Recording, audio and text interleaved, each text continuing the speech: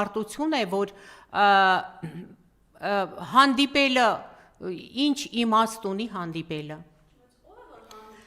Այո, ինչի պիտի հանդիպի։